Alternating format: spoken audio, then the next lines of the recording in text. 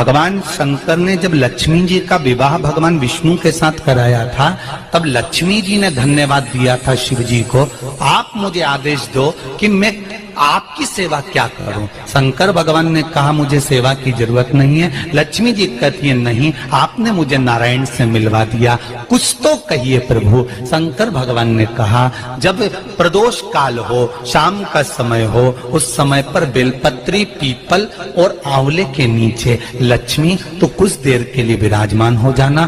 जो तेरे इन वृक्षों के नीचे शाम को दीप लगाने आए उसके घर तो पीछे पीछे चली जाना, बस इतनी कृपा कर दे। आपको कथा में कहा था मंथन हुआ, उस मंथन में सबसे पहले अगर कुछ निकला तो 5 गाय निकली। कितनी? 5 गाय निकली। और पहली गाय नंदा, दूसरी सुभद्रा, तीसरी सुरभि, चौथी सुशीला, 5वीं बहुला। ये 5 गाय निकली थी। और उन 5 गौ माता के निकलने पर गाय को प्रकट क्यों किया? क्योंकि शंकर भगवान विष पिएंगे, कंठ जलेगा। कंठ की जलन को अगर कोई रोक सकता है तो गौ माता का दूध रोक सकता है। गौ माता का दूध कंठ की जलन को। जब गौ माता प्रकट हुई तभी उसी समय पर अष्टलक्ष्मियों का प्रागट्य हुआ। और अष्टलक्ष्मियां, पहले आदि लक्ष्मी, दूसरी धन लक्ष्मी, तीसरे नंबर पर है धान्य लक्ष्मी, चौथे नंबर पर है गज लक्ष्मी, 5वें नंबर पर है सनातन लक्ष्मी, 6ठे नंबर पर है वीरा लक्ष्मी, 7वें नंबर पर है विजया लक्ष्मी और 8वें नंबर पर है विद्या लक्ष्मी। ऐसी 8 लक्ष्मियां प्रकट हुई। उन 8 लक्ष्मियों में से घर में अगर हम पूजन करते हैं तो हमारे यहाँ हम श्री लक्ष्मी की पूजन करते हैं। कौन सी लक्ष्मी की पूजन करते हैं? श्री लक्ष्मी। दुकान पर जिस दिन दीपावली का दिन रहता है, ऑफिस में, दुकान पर अगर हम लक्ष्मी की पूजन करें तो विजया लक्ष्मी की पूजन करना चाहिए। कौन सी लक्ष्मी? विजया लक्ष्मी। विजया लक्ष्मी का मतलब जानते हो?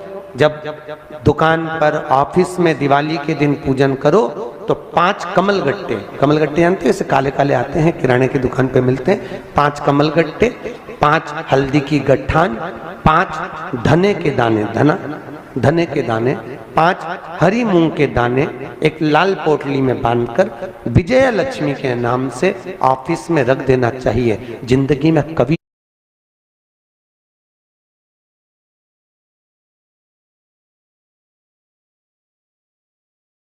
चौगने बढ़ते चले जाते हैं। ये केवल लक्ष्मी पूजन वाले दिन होता है। तो घर में अपने रखी जाती है श्री लक्ष्मी। उसी श्री लक्ष्मी को हमारे यहाँ धन लक्ष्मी कहा गया है। और व्यापार व्यवसाय में रखी जाती है, जम के बोलो, विजया लक्ष्मी। बच्चों के रूम में दीपावली के दिन जो पूजन करी जाती है वो गज लक्ष्मी की करते हैं। कौन सी लक्ष्मी? गज लक्ष्मी। गज लक्ष्मी मतलब हाथी पर बैठी हुई। हाथी पर बैठी हुई लक्ष्मी से मतलब ये नहीं कि आप गज लक्ष्मी का फोटो लगा दो या गज लक्ष्मी का चित्र लाओ या मूर्ति लाओ। अपने को केवल एक पूजन के बाद में कुंकू की या हल्दी की या सिंदूर की बिंदी अपने बच्चों के पढ़ाई के रूप में गज लक्ष्मी के नाम की लगा देना चाहिए। गज लक्ष्मी मतलब उन्नति को देने वाली, हमारे बच्चे को विद्या प्रदान करने वाली, उत्तमता देने वाली होती है बच्चों के लिए। गज लक्ष्मी। हाँ, किसी व्यक्ति से धन लेना है, संपदा लेना है, वो नहीं दे रहा तो हमारे यहाँ सनातना लक्ष्मी का पूजन किया जाता है। कौन सी लक्ष्मी? सनातना लक्ष्मी। दीपावली के दिन लाल वस्त्र में या पीले वस्त्र में अपने घर के कोई भी 5 सिक्के मतलब एक एक के क्वाइन हो, 2-2 के क्वाइन हो, सिक्के मतलब क्वाइन लेकर उसको हल्दी में लपेटकर जिस व्यक्ति से पैसा लेना है उसका नाम लेकर धागे से बांधकर कपड़े में उसको मात्र 22 दिन तक रख दो। सनातना लक्ष्मी अपनी लक्ष्मी को वापस खींच के ले आती है। घर की लक्ष्मी अपनी लक्ष्मी को खींच कर लाती है, उसको सनातना लक्ष्मी कहते हैं। ये दीपावली के दिन पूजी गए हुए लक्ष्मी। धन को खींचना। वो चुंबक देखी है? अरे बोलो तो, बच्चे लोग गंगा जी में ऐसे उसको बांध के, हमारे यहाँ यमुना गंगा में बच्चे धागे में बांध के लटकाते हैं। क्यों लटकाते हैं? उसमें क्या चिपकता है? पैसे चिपक जाते हैं। जो चुंबक तत्व से जुड़ा हुआ है वो चिपक के आ जाता है। सनातना लक्ष्मी अपनी लक्ष्मी को खींचकर वापस बुला लेगा, घर की लक्ष्मी। ऐसी सनातन अष्टलक्ष्मी,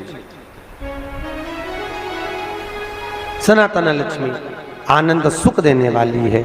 उसी तरह जब व्यक्ति के जीवन में बहुत ज्यादा कोई रोग उत्पन्न हो गया हो, बहुत बड़ी बीमारी हो गई हो, डॉक्टर बोल रहे हो कि इसका बचना मुश्किल है, ये बहुत ज्यादा तकलीफ में है और आप चाहते हो कि इसको रहना चाहिए, समय इसका निकलना चाहिए, तो वीरा लक्ष्मी की पूजन की जाती है। कौन सी लक्ष्मी? वीरा लक्ष्मी। वीरा लक्ष्मी कैसे पूजते हैं? कहते हैं नीम की 5 पत्ती। कितनी पत्ती? नीम की 5 पत्ती, एक कमलगट्टा पानी के कलश में डालकर रात भर बीमार व्यक्ति के पास में रख दीजिए। वीरा लक्ष्मी के नाम से 7 बार उतार कर नीम के पेड़ के नीचे से डाल दीजिए। उस व्यक्ति को कष्ट नहीं होता और वो धीरे धीरे स्वस्थ होना चालू हो जाता है। अगर कोई बड़ी बीमारी है तो भी, कैंसर जैसी बीमारी में भी इसको प्रयोग कर सकते। वीरा लक्ष्मी। बोल लक्ष्मी महारानी की। लक्ष्मी सबसे ज्यादा प्रसन्न कौन से दिन होती है? जम के बोलिए जरा। शुक्रवार। तो शुक्रवार को लक्ष्मी सबसे ज्यादा प्रसन्न क्यों होती है? उसका प्रसन्न होने का कारण क्या था? लक्ष्मी जी के 2 भाई थे, दोनों की शादी नहीं हो रही थी, दाता और विधाता, दोनों का विवाह नहीं हो रहा। और दाता विधाता के लिए लक्ष्मी बड़ी परेशान थी। रोज नारायण से कहती थी, प्रभु कुछ कृपा करिए, दाता विधाता का विवाह नहीं हो रहा, उम्र होती चली जा रही, इनका कुछ करिए प्रभु, आप नारायण आप कुछ तो कर सकते हो। भगवान नारायण ने तब लक्ष्मी से कहा, एक काम करो, बेलपत्री के पेड़ के नीचे बैठकर लक्ष्मी तुम अनुष्ठान करो तुम्हारे भाइयों के विवाह के लिए। इसलिए आज भी हमारे हिंदू धर्म की रीति है कि बेलपत्री के पेड़ के नीचे शाम के समय लक्ष्मी का वासा होता है। इसलिए लोग इस बेलपत्री के पेड़ के नीचे तुम्हारा रात्रि को, शाम को 6 बजे से लेकर रात्रि को 8 बजे तक तुम्हारा निवास होगा। जैसे पीपल के पेड़ में देवताओं का निवास, आपको आप लोगों ने यदि पद्म पुराण पढ़ी होगी या सुनी होगी तो उसमें स्पष्ट कहा है। पीपल के वृक्ष की गणना ध्यान देना, पीपल के वृक्ष में सुबह 4 बजे से लेकर 7 बजे तक ब्रह्मा जी का वासा होता है। पीपल के वृक्ष में सुबह 7 बजे तक ब्रह्मा जी का वासा, 7 बजे से लेकर 10:30 बजे तक पीपल के वृक्ष में भगवान विष्णु का वासा होता है। कितनी बजे तक? 10:30। 10:30 से लेकर 11:30 12 बजे तक पीपल के वृक्ष में पितरों का वासा होता है। इसलिए हमारे यहाँ पितरों को श्राद्ध पक्ष में जो भोजन कराया जाता है वो 10:30 से 12 के बीच में कराया जाता है। 12 बजे के बाद पीपल के वृक्ष में दोपहर के 1:30 बजे तक आहूतों का वासा रहता है। आहूत कौन? जो गर्भ में शांत हो गए, जो कुंवारी अवस्था में शांत हो गए, जो जन्म लेने के बाद उनका विवाह नहीं हुआ और शांत हो गए, उन आहूतों का वासा उस पीपल के वृक्ष में दोपहर में 1:30 बजे तक रहता है। उसके बाद में प्रेतों का वासा चालू होता है। इसलिए दोपहर के समय पीपल के पेड़ की परिक्रमा नहीं होती। फिर शाम को 4 बजे से 7 बजे तक पीपल के वृक्ष में शंकर जी का वासा होता है। इसलिए शाम के समय पीपल की परिक्रमा नहीं होती। 7 बजे के बाद में पीपल के वृक्ष में रात्रि को 9 बजे तक कुबेर का वासा होता है। फिर 9 बजे के बाद में प्रेतवास चालू होता है पीपल के वृक्ष में। उसी तरह बेलपत्री का जो वृक्ष है, उस बेलपत्री के वृक्ष के नीचे रात्रि को 8 बजे से लेकर 12 बजे तक बेलपत्री के पेड़ के नीचे कुबेर का निवास होता है। महाराज, कुबेर का निवास। प्रयास करा करो इसी बेलपत्री के पेड़ के नीचे हम दीप लगाएं, घी का दीप। यदि संपदा की कमी हो तो, अगर भगवान ने खूब संपदा दी है तो भले मत लगाओ, कोई दिक्कत।